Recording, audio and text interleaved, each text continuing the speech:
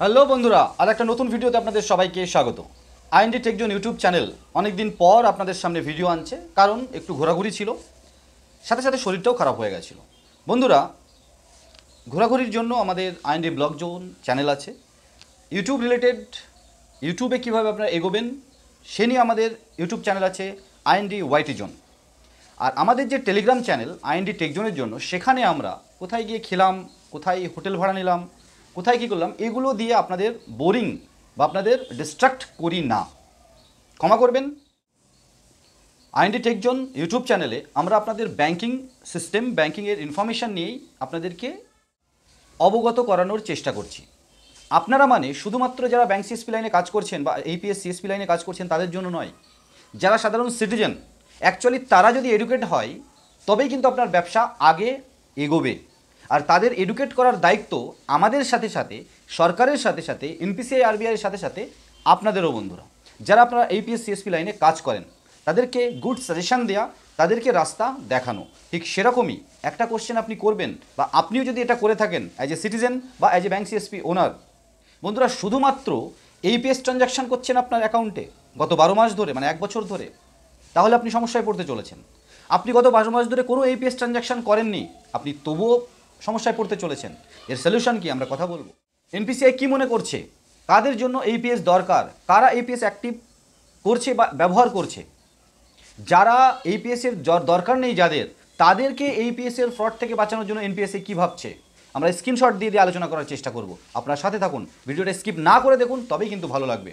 বন্ধুরা, কখনো ভাববেন না শুধু আমরা আইডি বিক্রি করার জন্য বা আপনাদেরকে প্রলোভন দেওয়ার জন্য ভিডিও বানাচ্ছি। আমরা আপনাদের সচেতন করার, সচেতন রাখার চেষ্টা করছি। আপনারা সচেতন থাকবেন এটা আশা আছে, আর সচেতন থাকতে থাকতে আমাদের সাথে থাকবেন। এনপিসিআই নতুন রুলস অনুযায়ী আমরা কিছুদিন আগেই ভিডিও বানিয়েছিলাম, প্রত্যেকটা ট্রানজ্যাকশানের পরে যেমন ব্যাংক সিএসপি ফিঙ্গার দিয়ে থাকে, এইপিএস সিএসপিদেরও ফিঙ্গার দিতে হবে ফ্রডকে রুখতে। বন্ধুরা, এটা কতটা ভালো কতটা মন্দ আজকে আমরা ডিসকাস করব শর্টের উপর দিয়ে, কিন্তু আপনারা বুঝতে পারবেন, সাথে থাকুন। এনপিসিআই মনে করছে, কেন মনে করছে যে ব্যাংক চাইলে আরও সিকিওর হতে পারে এইপিএস, তাহলে ব্যাংকের কোথায় ফল্ট থাকছে, নাকি ব্যাংক করা কেন হতে চাইছে না? এইপিএস বন্ধ হলে কি ব্যাংকের সুবিধা আছে, নাকি এইপিএস চললে প্যারালালি ব্যাংকিং সিস্টেমও ভালোভাবে চলবে? এটা কি কোনো মিসকমিউনিকেশন হচ্ছে? আমরা সে নিয়েও আলোচনা করবো। বন্ধুরা, সাথে থাকুন। সবার প্রথমে বন্ধুরা, আমরা আগেও বলেছি, আবারও বলছি, যারা আপনারা আমাদের সাথে প্রত্যেক পিনকোডের একজন করে পেড মেম্বার হচ্ছেন, ভবিষ্যতে তারা কিছু আইডির সুপার ডিস্ট্রিবিউটার আইডি পাবেন, কিছু আইডির ডিস্ট্রিবিউটার আইডি পাবেন, কিছু আইডির রিটেলার আইডি পাবেন। তবে হ্যাঁ, ডাইরেক্ট জয়েন করার সাথে সাথে আপনাদের আইডি দিয়ে ভরিয়ে দেবো বা সমস্ত আইডি ফ্রিতে দেবো, এরকম লোভে আসবেন না।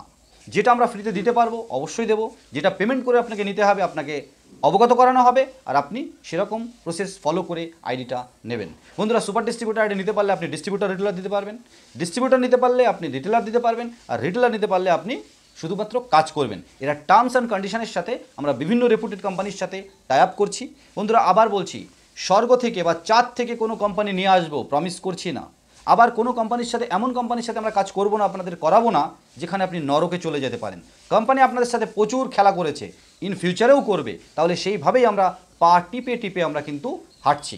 বন্ধুরা, আপনারা সাথে থাকুন। আর আমাদের সাথে জুড়ে কাজ করলে, এমন কোনো কোম্পানির সাথে জুড়ে আমরা কাজ করছি, ধরুন আমি একা তো নই, আরও বড় বড় নাম থাকতে পারে আমার পরেও, তাহলে আমার সাথে কেন জুড়বেন, আইএনডি টেকজনের সাথে কেন জুড়বেন? বন্ধুরা, এখানেই হচ্ছে আপনাদের আসল ভবিষ্যৎ রাস্তা দেখার প্রথম স্টেপ। আপনারা আমাদেরকে হোয়াটসঅ্যাপ করুন, আমাদের সাথে কথা বলুন, আমাদের ভবিষ্যৎ পরিকল্পনা আপনাদেরকে সাথে নিয়ে জানুন। আর জানলেই যে আমাদের সাথে জয়েন করতে হবে, বা আপনি চাইলেই যে আমাদের সাথে জয়েন করতে পারবেন, সেরকমটাও নয় কিন্তু। বন্ধুরা, প্রত্যেক পিনকোডে একজন পেড মেম্বার, তারপরে যারা আসবেন তারা কিন্তু আলাদা আলাদা সার্ভিসে তার সাথে থেকে বা আন্ডারে থেকেই কাজ করতে হবে। চলে আসি এনপিসিআই আরবিআইয়ের রুলস অ্যান্ড রেগুলেশন, যার উপরে ডিপেন্ড করে বিভিন্ন পারসেপশান এসেছে, যার মধ্যে আমরাও পারসেপশান দিয়েছি শরীর খারাপ এবং ঘুরতে যাওয়ার জন্য। কিছুদিন ধরে ভিডিও আসেনি, প্রায় 2 সপ্তাহ, তো আবার আমরা কন্টিনিউ হয়ে গেছি। বন্ধুরা, এবারে আমরা এনপিসিআই বা আরবিআইয়ের রুলস অ্যান্ড রেগুলেশন নিয়ে কথা বলবো। দ্য ইকোনমিক্স টাইমের কিছু স্ক্রিনশট নিয়ে আমরা কথা বলবো, যেখানে এনপিসিআই অনেকগুলো পারসেপশান নিয়ে কথা বলেছে, যেখানে ব্যাংক চাইলে আরও সিকিওরভাবে এইপিএস চলতে পারে। সাজেশন করা হয়েছে ব্যাংকে, আপনাকে সাজেশন করা হয়েছে বা ব্যাংকে সাজেশন করা হয়েছে যে গত 1 বছর ধরে শুধু এইপিএস ট্রানজ্যাকশান করেছেন, ব্যাংকে যাননি বা ডিজিটালি অন্য কোনো অ্যাক্টিভিটিস করেননি।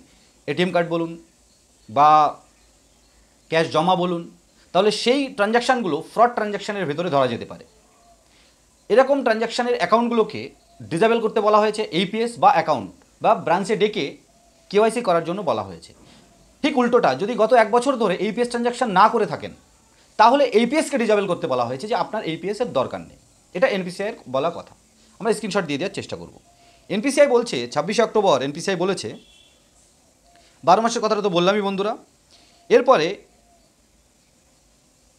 এনপিসিআই বলছে ডিজিটালি যারা active, PhonePe, Google pay, Paytm use করেন, ব্যাংকের ইন্টারনেট ব্যাঙ্কিং ইউজ করেন, ডেবিট কার্ডের মাধ্যমে এটিএম থেকে ট্রানজ্যাকশন করেন, তাদের এইপিএসের খুব একটা দরকার নেই। এটা এনপিসিআইয়ের বলা।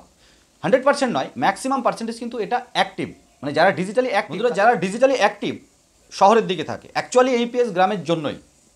এবং সেক্ষেত্রে যারা ডিজিটালি অ্যাক্টিভ তারা কিন্তু এইপিএসের ধারে কাছে খুব একটা যায় না, কারণ অনলাইন ট্রান্সফার বাগারা করে নেয়। প্লাস এইপিএসে কারা যায়? যারা ডিজিটালি খুব একটা অ্যাক্টিভ নন, ব্রাঞ্চে যেতে অসুবিধা, ব্রাঞ্চ দূরে, তার জন্যই কিন্তু আধার এনেবল পেমেন্ট সিস্টেমটা এসেছিল, সেটা সরকারের পক্ষ থেকে, এনপিসিআইয়ের পক্ষ থেকে।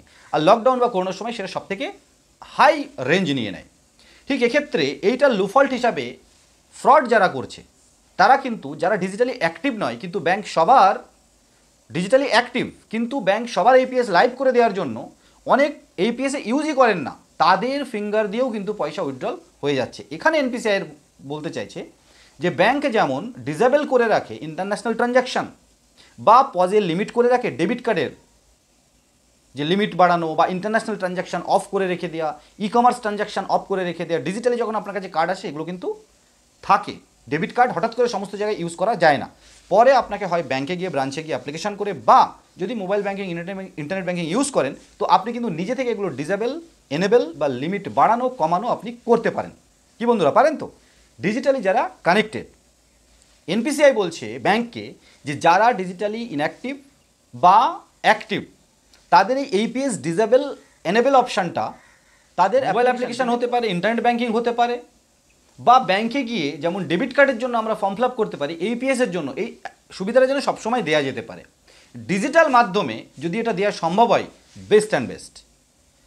বন্ধুরা, এনপিসিআই নিয়ম করেছে প্রত্যেক ট্রানজ্যাকশানের পরে এইপিএস সিএসপিদেরও ফিঙ্গার স্ক্যান করাতে হবে। বন্ধুরা, এটা খারাপ নয়, এটা ভালো, অনেক ভালো।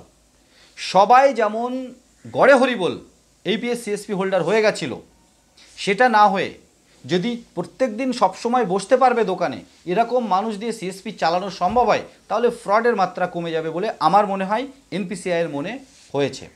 বন্ধুরা, এই নিয়ে আমরা আগেও ভিডিও বানিয়েছি যে ব্যাংক চাইলে আরও সিকিওর হতে পারে। আর এনপিসিআই যে আগের কথাগুলো আমি বললাম, এগুলো ব্যাংকের উপরে বলতে চাইছে যে ডেবিটের কার্ডের ক্ষেত্রে যদি সম্ভব হয়, ইন্টারন্যাশনাল ট্রানজ্যাকশানের ক্ষেত্রে যদি সম্ভব হয়, আপনারা করতে পারেন যে কাস্টমারের হাতে থাকে, এইপিএসের ক্ষেত্রে কেন সম্ভব হবে না? লম্বা টাইম যদি কাস্টমার কোনো ট্রানজ্যাকশান না করে, তাহলে ব্যাঙ্ক অ্যাকাউন্ট যদি গ্রেস পিরিয়ডের পরে ফ্রিজ হতে পারে, আরও বিভিন্ন অপশান, আপনি ডেবিট ফ্রিজ হতে পারে, তাহলে এইপিএস যদি 1 বছরের ধরে ট্রানজ্যাকশান না করে, এইপিএসটা ডিসেবল হবে না কেন? যদি কন্টিনিউ এইপিএস ট্রানজ্যাকশানে হয়, অন্য কোনো মোডে ট্রানজ্যাকশান হয় না হয়, তাহলে সেটা ফ্রড ট্রানজ্যাকশানের ভেতর ধরা হবে না কেন?